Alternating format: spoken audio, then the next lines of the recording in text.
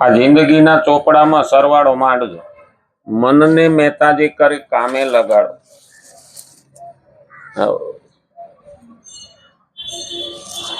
અટાણે તો સીએ રાખે તો હિસાબના ગોટાળા થાય છે, તો મહેતાજી મનને ક્યાં રાખે? ખરેખર તો જિંદગીના ચોપડામાં હિસાબ કરવા જેવો ખરો. કેટલું કમાણા ને કેટલું ગુમાયું. ના અમે એટલું તો કમાણા જ છીએ કે, પણ એ રૂપિયાની વાત નથી, કર્મની વાત છે. કોઈને ચારે બાજુથી લીલા લહેર હોય ને તો સમજી લેવાનું કે ભગવાને પુણ્ય ઝડપબંધ ખલાસ થવા માંડ્યું. બેટા જલસા કરી લે કે એટલે જલ્દી વારો આવી જાય. આપણે નહીં કીધા ઓના તો એવા ચડતા દિવસો આવ્યા ને કે ધમધમાટ કે આ ચારે બાજુથી રૂપિયાનો વરસાદ થાય તે માની લેવાનું, જરાક ડરી જવાનું, સમજી જવાનું કે કુદરતે બધી બાજુના દરવાજા ખોલી નાખ્યા છે. તે આપણું જેટલું ખજાનો હોય ને એ ખાલી. હા, એ પણ યાદ રાખવું જોઈએ. બહુ વરસાદ થાય ને એટલે ડેમ વાળા છે ને બધા દરવાજા ખોલી નાખે. એટલે હેઠે વાળાને ચેતી જવાનું કે આપણા ગામડા તણાઈ ન જાય. એમાં આપણે પણ ચેતી જવાનું કે આપણું પુણ્ય તણાઈ ન જાય. એ જે જમાય છે એ જ આવવાનું છે, પણ એ કાંઈ આવે ત્યારે ચેતી જવાનું કે જલ્દી પુણ્ય ખલાસ થાય અને પાપ ભોગવવાનો વારો આવે.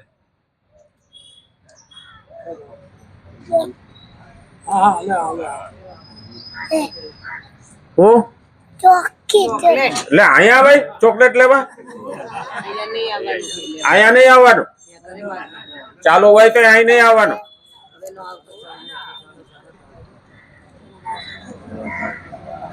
રાધા કૃષ્ણ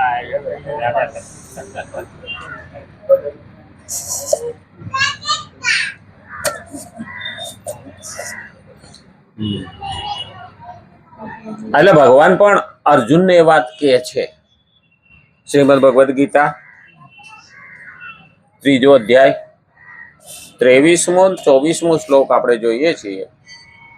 ભગવાન કે મારે કંઈ જોઈતું નથી, મારે કંઈ મેળવવાની ઈચ્છા પણ નથી, મોટાઈ પણ જોતી નથી, અને છતાં હું મારું કર્મ કરે જાઉં છું, મારું કર્તવ્ય નિભાવે જાઉં છું. ખરેખર ભગવાનને કાંઈ નથી જોતું તો પણ આપણા ઉપર પ્રેમ છે અને એની ફરજ છે એટલે કર્તવ્ય નિભાવે છે અને કર્મ કરે છે. આપણે હાવ નવરા હોઈએ ને તો પણ કર્મ તો કરવું જ પડે.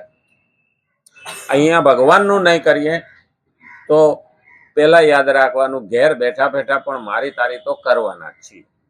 અને નવરા બેઠા તો નખ જ વાળે. કંઈ ના હુજે તો 20 વર્ષ પહેલાનું યાદ કરીને એ ચાલુ થઈ જાય. હા, એટલે કર્મ કર્યા વિના માણા રહેતો નથી, કર્તવ્ય નિભાવતો નથી. અને પછી ભગવાન કહે ત્રિલોકમાં મારા કર્મનું અનુસરણ થવાનું છે. તો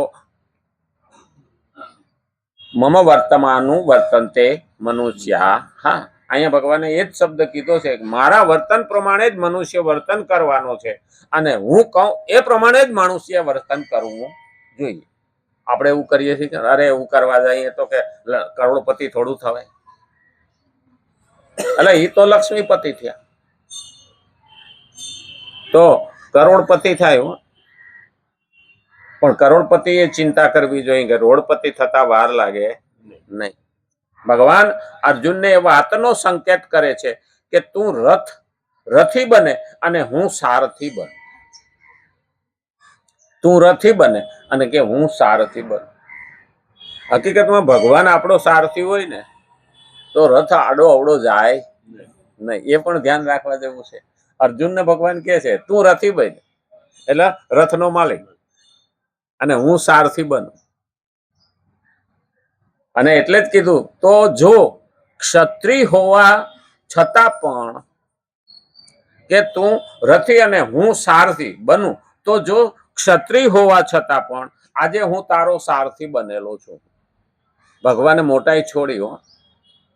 ઊંચા ઊંચા તો સબ ચલે, નીચા ચલે ન કોઈ, એક બાર નીચા ચલે તો સબસે ઊંચા. આપણે તો ક્યાંક મહેમાન થઈને ગયા હોઈએ ને, હું કોણ શેઠ, હા વળી થાળીઓ ઉપાડવાનું હું થોડોક કે એવું કામ કરું.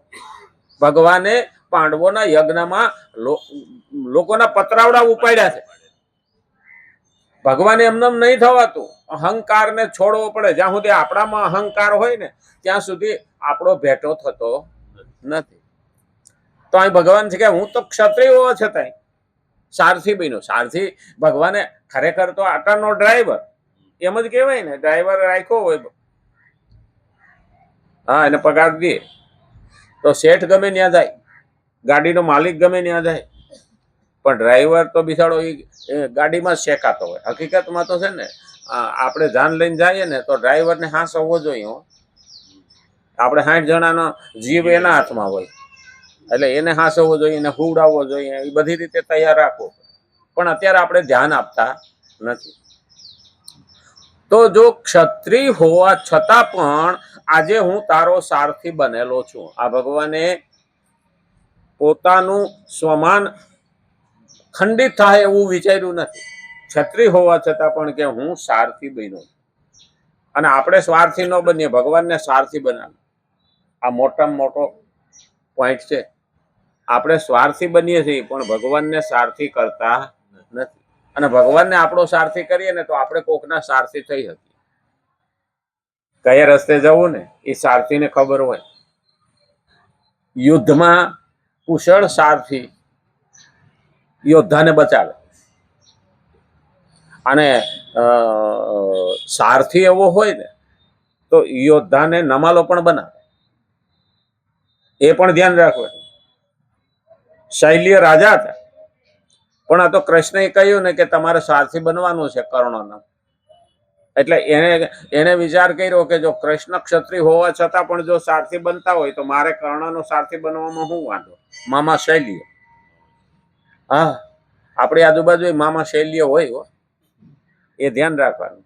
કારણ કે બરોબર બાણ ધનુષ બાણ ખેંચે મંત્ર ભણીને મારવા જાય ને, હવે તું તો દાસી પુત્ર છો કે તારાથી હું થવાનું, એટલે બિચારો ઢીલો પડી જાય. આવા આપણે આજુબાજુ શૈલ્ય હોય, હા, કાંઈ ભગવાન ભગવાન મળવાનો નથી કે બેને સાનું મુનો, એટલે આપણે પાછા બેસી જાય. હા, ઢેસણ હાલતા નથી ને હવે ક્યાં મંદિર સુધી ધક્કો ખાવો. આવા શૈલ્ય આપણને આગળ જવા દેતા નથી. ભગવાન એક ક્ષત્રિય હોવા છતાં પણ સારથી બને છે. અને આ રીતે સ્વીકાર કરેલા પોતાનું કર્તવ્યનું સાવધાની અને તત્પરતા પૂર્વક પાલન કરી રહ્યો છું. ભગવાન અર્જુનને કહે છે મારું કર્તવ્ય પાલન હું કરી દઉં તત્પરતા પૂર્વક. એને સ્વીકાર્યું હું તારો સારથી બની. એટલે તો આપણે બોલે ને કે છત્રપતિનો સાહેબો. છત્રપતિનો સાહેબો એટલે અર્જુન છે એ છત્રપતિ છે. અને એનો સાહેબો રથ આંકનારો કૃષ્ણ છે. હળપતિનો ભાઈ એટલે મોટા ભાઈ એના હળ એનો હથિયાર હતું. હળપતિનો ભાઈ પક્ષી તો એનું બેસણું, ગરુડ ઉપર બિરાજમાન, જનાવરનો જમાઈ એટલે જામવંતીનો ઘરવા. એટલે ખરેખર ભગવાને કોઈ બાબતમાં કોઈને અન્યાય કર્યો નથી. અને છતાં લોકો એમ કે છે કૃષ્ણએ લગ્ન કર્યા નથી તો 16,108 રાણીઓ ક્યાં થઈ. પણ જેને જેને કૃષ્ણની ભક્તિ કરીને, જેને જેને કૃષ્ણના પ્રેમમાં પાગલ થયા, જેને જેને તેડાવ્યા, એને કોઈને ભગવાને દૂર રાખ્યા નથી. એટલે તો એનો હરણીયો રથ જ કહેવાતો કે એમાં જ લઈ આવે. બસ પૈણવાનું ક્યાં રહ્યું? રૂકમણીને પૈણવું તું કૃષ્ણ. એટલે પ્રેમ પત્ર પહેલો જ રૂકમણીએ લખ્યો. આમ જોવા જઈએ લવ લેટર. કૃષ્ણનું વર્ણન સાંભળીને એના પ્રેમમાં પડી ગયા હતા. કૃષ્ણને જોયા નહોતા એટલે પ્રેમ પત્ર લખ્યો નારદ મુનિને ત્યાં દેતા હોય. કૃષ્ણ મારો ભાઈ કે મને બીજે પૈણાઈ દે એના કરતા તમે આવીને લઈ જાઓ. કૃષ્ણ એમના આનું હરણ કરવા ગયા નથી અને રૂકમણીને લઈ આવ્યા હતા. વાહે રૂકમી થયો તો ભગવાન તો એને મારે એમ હતા. હા, અને બલરામ ને બધા મારવા ગયા ને તો એને કીધું રેવા દો. ક્ષત્રિયની મૂછની કિંમત હોય કે એક બાજુની મૂછ કાપી નાખો. એક બાજુની મૂછ કાપી એટલે બીજી બાજુને કાપવી જ પડે. હા, નહીતર એક મૂછ મારો તો દર બધાય પૂછે કે આ શું થયું. હા, આપણે પગે પાટો હોય તો નથી કહેતા શું થયું. હા, હું એક વખત પડ્યો તો પાટો બાંધ્યો હતો. મને કે શું થયું? હું ભૂમિ પૂજન કર્યું. ઈ કે ઈ નું સમજાણો. હું કહે જે સમજવા વાળા સમજી જાય કે પડ્યા પછી તો ભૂમિ પૂજન જ કહેવાય ને, દંડવત થઈ ગયા લપસીને પડીએ એટલે.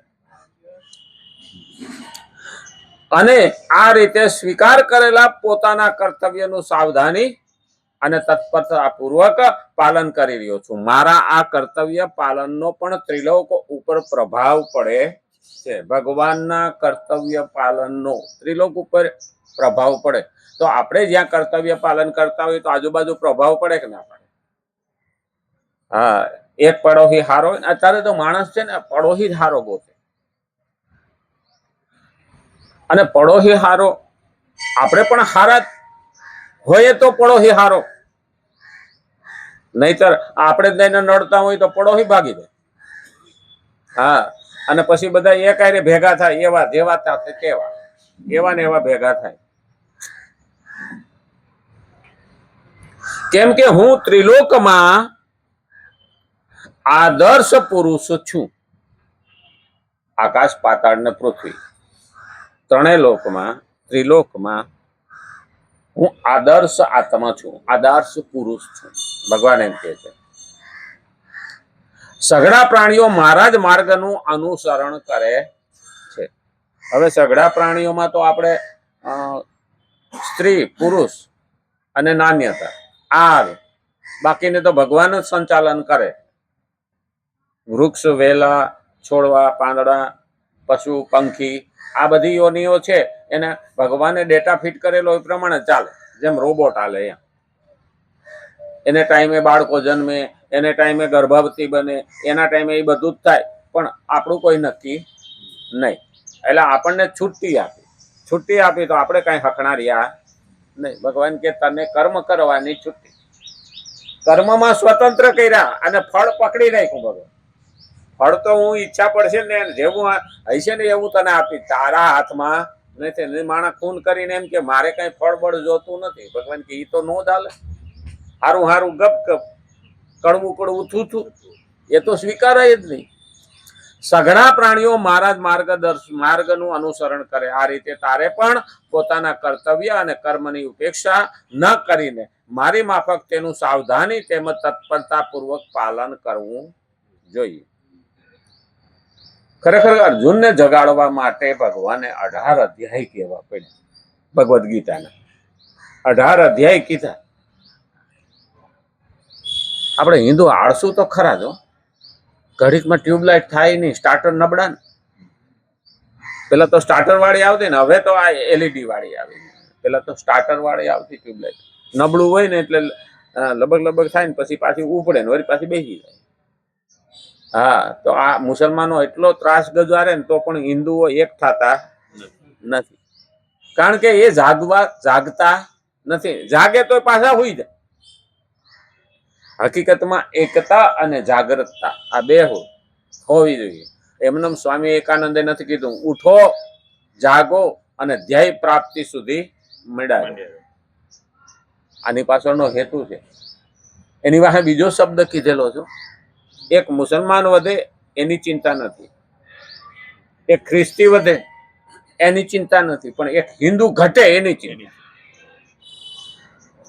આ યુપીમાં હું કાલે સમાચાર જોતો હતો. તો આ જીમ કે ને કસરત કરવા જાય. હા, જીમમાં છોકરીઓ ને સ્ત્રીઓ જાય શરીરને સરખું કરવા.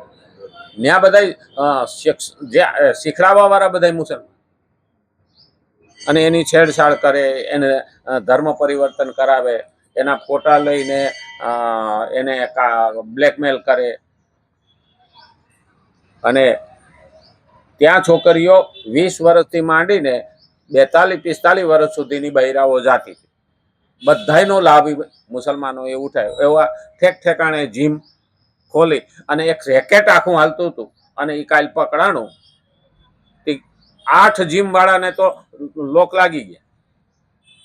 અને બૈરાઓ આપણા ભોળા છે ને, અરે ભાઈ માપે ખાઓ, યુક્તાહાર વિહારસ્ય ઘરનું કામ કરો, ઘરે નોકર કામ કરતા હોય, જીમમાં જઈને અરે પણ જીમમાં નથી ગયા એટલે જીમમાં જવું પડે ને. તો હાલવા જાઓ, ઘરના કામ કરો તો જીમમાં જવું પડે ખરું? આનો બીજા લાભ ઉઠાવો.